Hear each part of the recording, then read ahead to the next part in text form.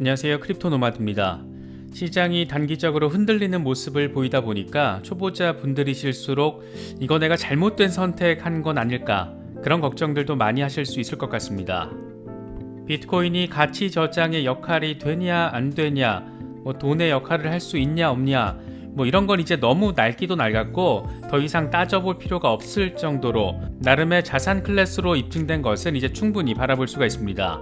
리스크 해치 여부에 대해서는 아직 진행형으로 바라볼 수 있겠지만 자산 클래스로서는 더 이상 논쟁, 의미가 없을 정도로 이제 비트코인은 당당하게 새로운 자산으로서 기관들의 주목을 받고 있는 그런 위상을 가지고 있습니다. 시가총액 기준으로 전체 자산 랭킹 9위에 이름을 올리고 있는데 메타와 비자보다 더 큰 규모를 자랑하고 있는 게 지금 비트코인의 현재 상황입니다.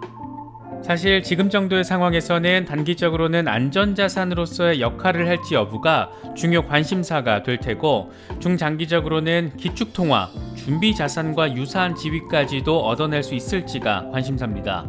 이게 참 지난해 말에 이런 소리 하면 미친놈 소리 듣기 딱 좋았을 텐데 불과 몇 달 사이에 아주 많은 일들이 벌어졌고 분위기 역시 아주 많이 바뀌었습니다. 이런 변화의 트리거를 당긴 것은 단연 러시아입니다. 러시아가 암호화폐 합법화 법안을 이렇게 빨리 추진할지 누가 알았을 것이며, 러시아 총리가 나서서 디지털 자산을 러시아 경제에 편입시켜야 한다라고 말할 줄 또 누가 알았을 것이며, IMF 수석 부총재가 나서서 러시아의 우크라 침공이 암호화폐 채택을 촉진시킬 거라는 전망을 내놓을지 과연 또 누가 알았을까? 여러가지 많은 생각들을 갖게 만드는 요즘입니다. 특히나 더 이런 상황이 주목받는 것은 중국을 중심으로 탈달러 통화패권 경쟁이 가속화되고 있다는 것이고, 실제로 국제 통화 시장에서 기축통화로서의 달러의 지배력은 시간이 갈수록 약해지고 있고, 이건 IMF까지 분석하면서 인정한 상황입니다. 이러다 중국의 대만 침공까지 벌어진다라면 새로운 화폐 시스템에 대한 수요, 이 우크라이나 리스크와는 비교할 수 없을 정도로 커질 가능성도 존재합니다. 세상이 너무 빠르게 바뀌다 보니까 진짜 어느 날 갑자기 중국이 비트코인 합법화하고 러시아가 준비자산으로 비트코인 매입을 단행한다라고 해도 사실 아주 이상하지 않을 정도로, 그 정도로 변화의 속도가 빠른 것 같습니다. 이번 영상에서는 비트코인의 단기 호재성 시그널들에서 시작해서 중장기적인 가치와 비전까지 한방에 정리해보는 시간을 갖도록 하겠습니다. 비트코인의 비전과 가치를 바라보시는 데 있어서 조금이나마 도움이 될 수 있으면 좋겠습니다. 크립토 블라블라 채널 후원자분들을 대상으로 하는 독점 컨텐츠 매거진 블라블라 4월 첫 번째 호가 4월 2일에 일괄 발송됩니다. 매거진 블라블라를 받기를 원하시는 후원자분들께서는 커뮤니티 게시판 참고하셔서 저희 팀 이메일로 신청을 해주시면 됩니다. 구독자분들께도 채널 후원 멤버십과 관련해서 많은 관심과 성원 부탁드리겠습니다. 그럼 이번 영상 시작하겠습니다. 비트코인은 44,000달러 중반까지 갑자기 추가로 주저앉더니 그래도 다시금 반등세를 조금씩 내보이는 모습을 확인해주고 있습니다.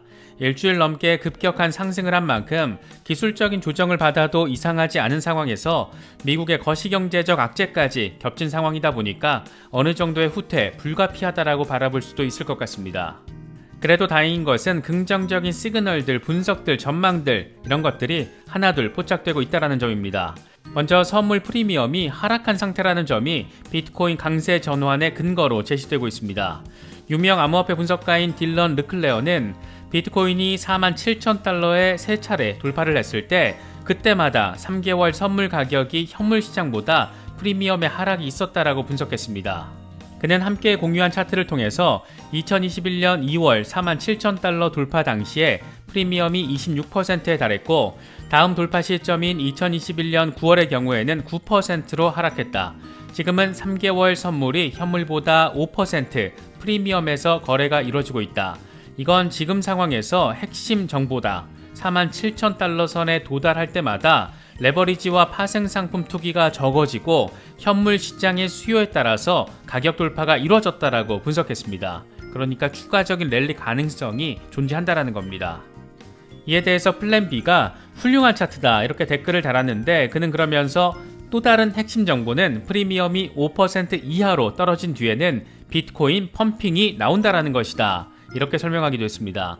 일반적인 개미 투자자 입장에서는 상정하기 쉽지 않은 그런 상황, 정보인데 일단 이런 긍정적인 환경이 조성되고 있는 만큼 너무 큰 불안감에 휩싸일 필요까지는 없지 않을까 그런 생각이 들기도 합니다. 시장 전반의 상황 변화가 주는 부분들 역시 가격 상승에 기대감을 갖게 만드는 시그널로 바라볼 수도 있을 것 같습니다. 이와 관련해서 갤럭시 디지털의 CEO 마이크 노보그라츠는 올해 암호화폐 가격이 크게 상승할 것으로 예상한다라면서 변화된 상황 이런 것들에 대해서 하나하나 열거하기도 했습니다. 그는 현지 시간으로 3월 31일 열린 실적 컨퍼런스 콜에서 올해 암호화폐 가격이 크게 상승하는 일이 일어나도 크게 놀라지 않을 것이다. 채택 주기, 시장 거래 방식, 신규 투자자 진입 방식, 웹3, 메타버스에서 일어나는 혁신 등을 감안할 때 올해 암호화폐 가격이 크게 상승할 것으로 예상한다라고 설명했습니다. 이런 그의 멘트와 덧붙여서 CT가 발표한 메타버스 이용자 50억 명 전망 이런 것들도 함께 숙지해 놓으시면 좋을 것 같습니다. CT는 메타버스 관련 보고서를 발표했는데 2030년 메타버스 시장이 8조에서 13조 달러 규모로 성장할 거라고 전망했습니다. CT는 메타버스가 순수한 가상현실 세계가 아닌 물리적 세계와 디지털 세계를 지속적으로 결합하는 차세대 인터넷이 될 것이다. PC, 콘솔, 스마트폰 등 장치에 구애받지 않아서 매우 큰 생태계를 탄생시킬 것이다. 이어서 메타버스 사용자는 50억 명에 이를 것이고 메타버스 내에서 재화는 게임 토큰, 스테이블 코인, CBDC, 암호화폐 등 다양한 형태로 존재할 수 있다. 다만 메타버스는 전 세계 암호화폐와 디파이와 관련해서 늘어나고 있는 규제에 직면할 수 있다라고 덧붙였습니다. 단기적으로는 시장의 변화 시그널로 또 중장기적으로는 산업과 시대의 변화의 시그널로 바라볼 수 있는 부분들이 지금 우리 앞에 거의 실시간으로 계속해서 벌어지고 있는 것으로 바라볼 수 있는 그런 상황이 아닐까 싶습니다. 요즘 비트코인을 테라 생태계의 준비 자산으로 결정한 뒤에 적극적인 매짐으로 주목도 받고 재미도 보고 있는 테라폼 랩스의 권도영 CEO가 이번에는 비트코인이 장기적으로 우상향할 것이기 때문에 단기 변동성에 대해서는 걱정하지 않는다 이런 입장을 밝혔습니다. 그는 비트코인 가격 폭락이 UST 안정성에 부정적일 수 있다는 점은 인정하면서도 비트코인 가격은 계속 상승할 거라고 밝혔습니다. 그러면서 최악의 시나리오는 우리가 비트코인을 매집하고 6개월 뒤에 비트코인이 급락해서 UST에 대한 수요가 급감하는 것이지만 비트코인 가격이 상승해서 UST 수요 감소를 견딜 수 있을 만큼 리저브가 탄탄해지는 것이 더 가능성 높은 시나리오라고 생각한다. 이렇게 설명을 했습니다. 테라 측은 이미 3만 BTC 넘게 매집하면서 비트코인 현물 시장에 상당한 긍정적인 영향력을 끼치고 있는 그런 상태이기도 합니다. 그런가 하면 블룸버그 인텔리전스의 시니어 전략가이자 비트코인 맥시멀리스트 가운데 한 명인 마이크 맥글로는 비트코인의 경쟁 자산이 극소수에 불과하다는 점을 강조해서 다시금 눈길을 끌었습니다. 그는 야후 파이낸스와의 인터뷰에서 지난 몇 주 동안 비트코인과 경쟁할 수 있는 자산이 극소수에 불과하다는 점이 분명하게 드러났다. 최근 영국 런던 금속거래소의 니켈 거래 전면 중단 이런 것들의 사례에서 비춰볼 때 비트코인은 연중 무휴로 거래되는 자산이라는 점에서 많은 투자자들이 신뢰하기 시작했다. 이건 비트코인 공급량 감소 메커니즘과 더불어서 가격 상승 요인이다. 이렇게 강조를 했습니다. 이 정도 상황만 놓고 바라봐도 단기적인 변동성에 너무 내 마음을 혹사시킬 필요는 없겠다. 이런 생각을 갖기에 충분하지 않을까 개인적으로는 생각됩니다. 그런데 우리가 장기적으로 진짜 눈여겨서 바라봐야 할 부분은 새로운 시대의 기축통화 내지는 그와 유사한 수준의 가치 저장 수단으로서 인정받는 비트코인의 모습입니다. 달러 시대가 흔들리고 있고 민간에서 비트코인을 준비자산으로 받아들이고 있는 그런 시대적인 환경, 변화를 고려해보면 이게 또 허황된 소리만으로 들리지도 않는데 왜 이런 생각이 희망회로 이상의 현실성을 가질 수 있는지 그 배경이 될 만한 상황들도 하나씩 짚어보도록 하겠습니다. 먼저 러시아의 우크라이나 침공은 단순히 글로벌 지정학적 리스크, 경제 충격 등을 훨씬 더 뛰어넘는 변화의 지점을 우리에게 안겨주고 있습니다. 스위프트에서 퇴출되자 러시아는 급기야 암호화폐 합법화를 추진하면서 비트코인 등 암호화폐를 아예 경제 시스템에 반영시켜야 한다. 이런 전폭적인 입장 변화를 확인해주고 있습니다. 원한다면 비트코인으로 천연가스 원유 결제 대금을 결제할 수도 있다. 이런 입장까지 밝히기도 했습니다. 우크라이나 전쟁이 발발하면서 우크라이나를 가장 즉각적으로 또 적극적으로 도와준 것은 비트코인 등 암호화폐 기부였습니다. 유엔보다 더 발빠르고 더 직접적으로 전쟁 피해 당사자들에게 직접적인 도움을 주면서 암호화폐의 새로운 가치가 확인되기도 했습니다. 우크라이나 침공으로 러시아의 피아트 머니가 폭락했을 때 사람들이 비트코인 매수에 몰리면서 비트코인 가격이 급등한 것도 위기 상황에 비트코인이 안전자산으로 역할을 할 수 있다는 가능성 좀 더 적극적으로 확인시켜줬습니다.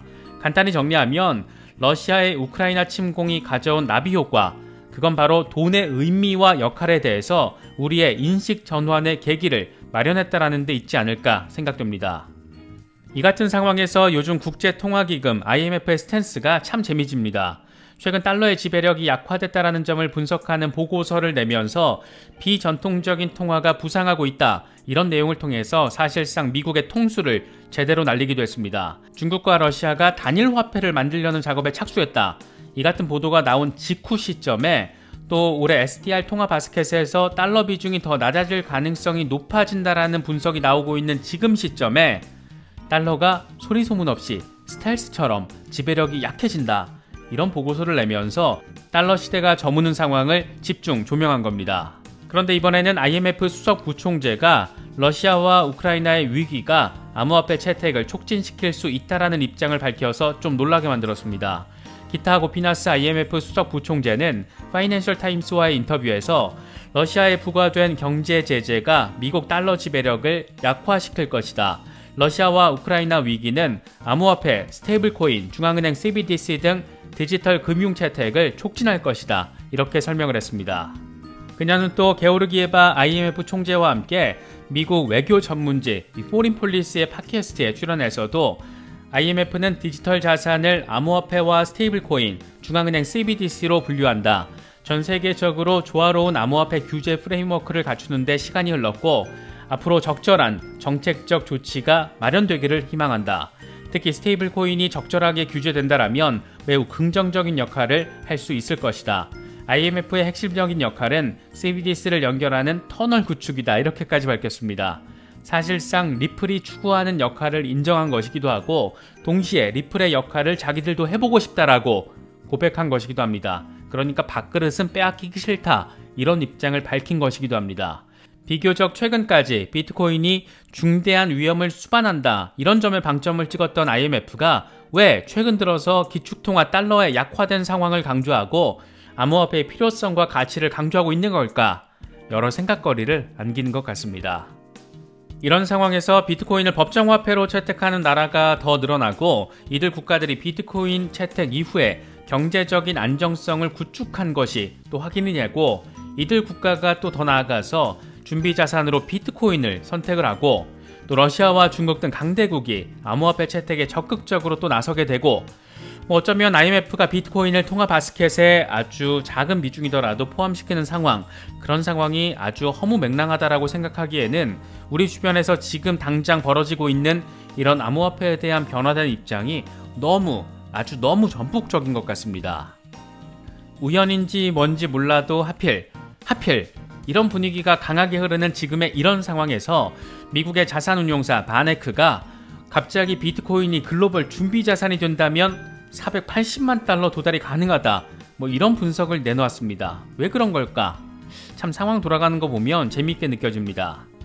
바네크는 보고서를 통해서 비트코인이나 금, 이 둘 중 하나가 글로벌 준비자산이 되는 극단적인 경우를 가정할 경우에 글로벌 본원 통화인 M0와 총통화 M2 가치로 봤을 때 비트코인이 법정화폐 준비금을 대체할 경우에 내재 가치는 130만 달러에서 480만 달러다. 반면 금의 가치는 상당수 중앙은행들이 실제 금을 거의 보유하지 않고 있다는 점에서 온스당 가치를 3만 1000달러에서 10만 5천 달러라고 분석했습니다. 러시아, 우크라이나 간 갈등과 관련해서는 러시아는 중국, 터키 등과 원유 거래에서 비트코인 등 다양한 화폐 결제를 고려하고 있다. 이 같은 추세는 더 많은 국가로 번질 수 있고 미국 달러의 지배력이 약해질 수 있는 것이라고 예측하기도 했습니다. 지금 우리는 불과 몇 달 전에는 상상하기 어려운 현실들을 매일같이 접하고 있습니다. 비트코인 탄압을 외치던 러시아가 결제대금으로 비트코인을 거론하고 있는 상황, 러시아와 중국이 단일 통화를 구축하고 있는 상황, IMF가 계속 달러 패권 약화를 직간접적으로 강조하고 있는 상황. 사실 지난해까지만 해도 이런 상황은 상상 밖의 영역이었는데 지금은 자고 일어나면 이런 소식들이 하나둘 더해지고 있습니다. 개인적으로는 바네크의 비트코인 준비자산 이 480만 달러라는 이런 전망이 나올 수 있는 지금의 상황 자체를 강조하고 있다는 점 더 놀랍게 느껴지는 것 같습니다. 진짜 만약 비트코인 법정화폐 채택국이 더 늘어나서 이들 국가가 비트코인을 준비자산으로 할 경우에 어떤 일들이 벌어질까? 개인적으로는 좀 설렜습니다. 좀 많이. 암호화폐 시장과 산업의 비전을 바라보고 계시다면 이런 부분은 꼭 비트코인이 480만 달러에 간다 안 간다 뭐 이런 게 중요한 게 아니라 시대의 변화의 아주 초입에 지금 우리가 들어와 있다는 것 느끼실 수 있지 않을까 생각합니다. 원래 모든 변화 과정에는 성장통이 있고 영웅은 난세에 나오고 기회는 춘추전국 시대 때 발견됩니다. 지금 우리는 확실히 엄청난 변화의 초입에 다른 사람보다 빨리 들어와 있는 상황, 이거 하나는 정말 확실하게 느껴지는 것 같습니다. 이런 중장기적인 포인트들에 대해서 더 깊이 고민해 보신다면 아마도 지금의 단기 조정 장세 따위 그닥 많이 신경 쓰이지 않을 수도 있는 그런 상황이 아닐까 생각됩니다. 이런 부분들도 잘 체크하시면서 의미 있는 4월 시장 대응 잘 하실 수 있으면 좋겠습니다. 이번에 준비한 영상은 여기까지입니다. 영상이 도움이 되셨다면 좋아요와 구독, 또 알림 설정을 꼭 부탁드리겠습니다. 영상 제작에 아주 큰 도움 된다는 말씀 함께 드립니다. 언제나 성투하시기를 기원하겠습니다. 시청해주셔서 감사합니다. 지금까지 크립토 노마디였습니다.